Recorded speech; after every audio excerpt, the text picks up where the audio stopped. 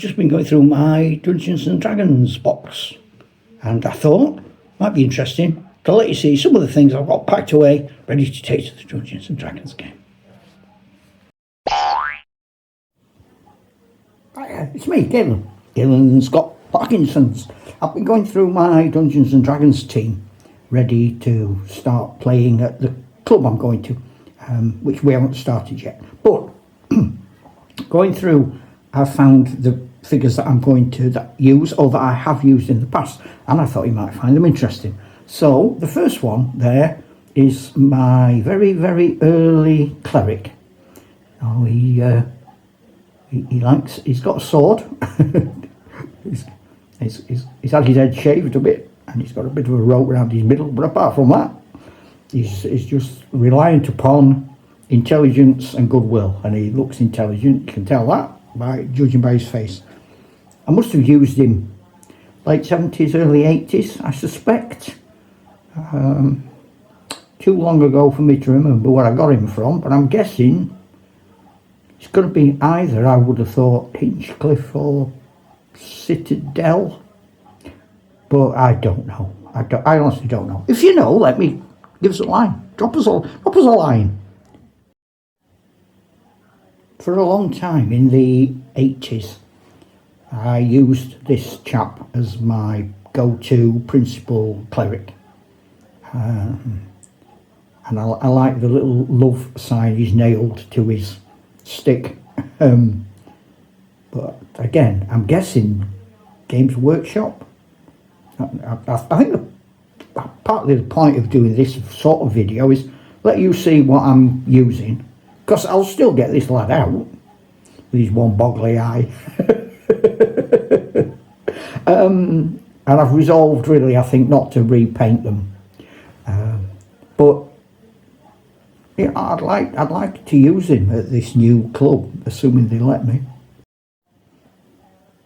So I suppose the next stage was to go for monks that perhaps looked a little bit more like the original one, but he's not carrying a weapon.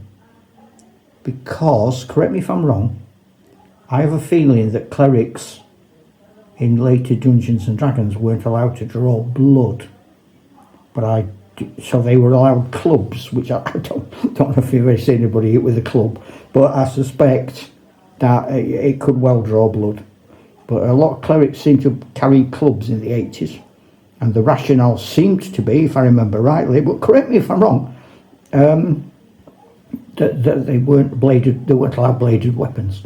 So he was my cleric during the perhaps 90s, following on from the lad with the love sign.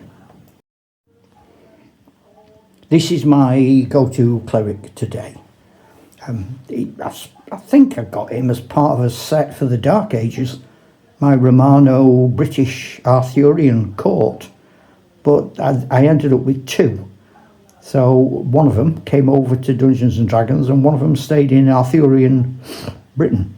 So yeah, there he is. I quite like him with his pointing his finger of, I don't know if he's pointing a finger of admonishment, or if he's just gradually sort of telling people off, or if he's encouraging folk. It's hard to say. He's fairly difficult to read. But yeah, that's the cleric today. Looking back at my Dungeons and Dragons team, this was the earliest wizard I had. Not this exact wizard. This exact wizard I got from a friend, but it's miniature figurines, 1973 from 74, licensed from the Tolkien estate to produce wargames figures based on Lord of the Rings. And this is the generic wizard character. So this one's Radagast, it could be Gandalf, it could be whoever Saruman, whatever. So yeah, that was the basic wizard. You could get him on a horse as well. And then how you painted him, decided exactly who he was.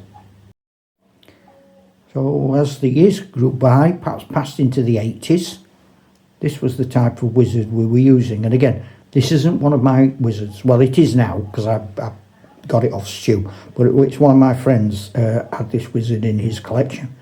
And he's moved him over to me. So that this is not exactly the wizard I had, but it's the same sort of chronology, if you like. I'm sure you recognise this fella. Games Workshop.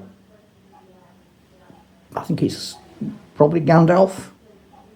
I'm always reminded of the Terry Pratchett song about what a wizard's staff has on the end.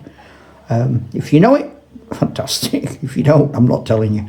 I'll read the books. So yeah, my wizards are all colours of the rainbow. So this is a red wizard, specialising in things like fire.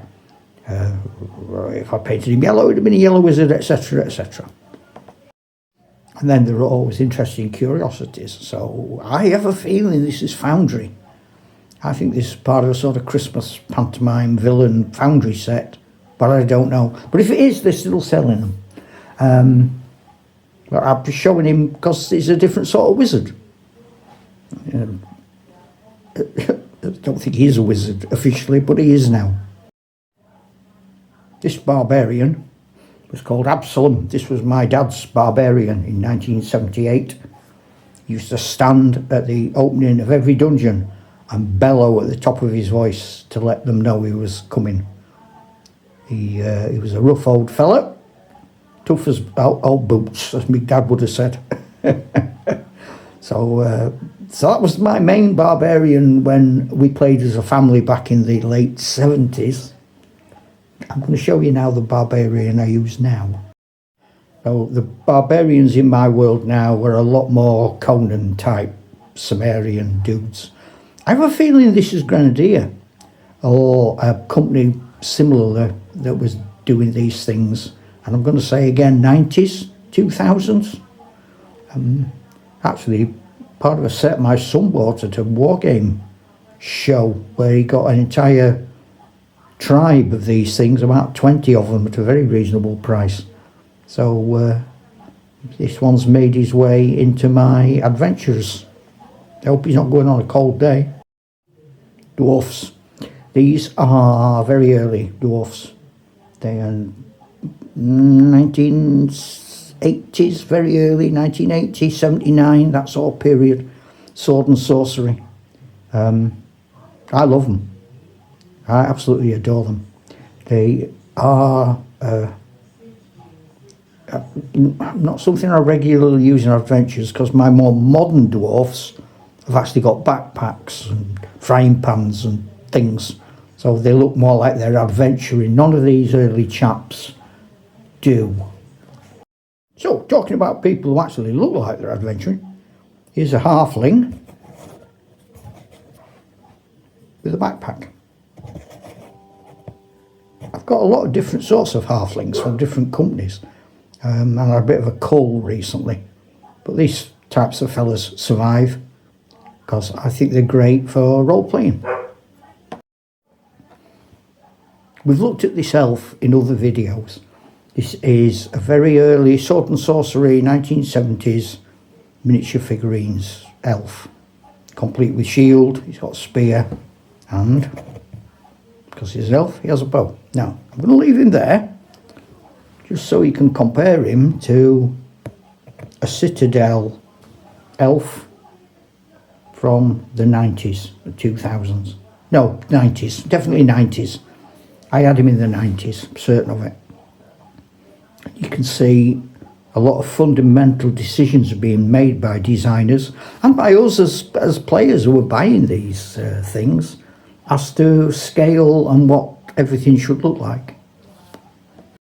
So there you have it, a few figures that I take with me in my carrying case to Dungeon Master games, role-play games in far-off lands and other people's houses. Yeah, I hope you enjoy looking at them, really. I can't say anything more about them than that. They are what they are. Try a joke.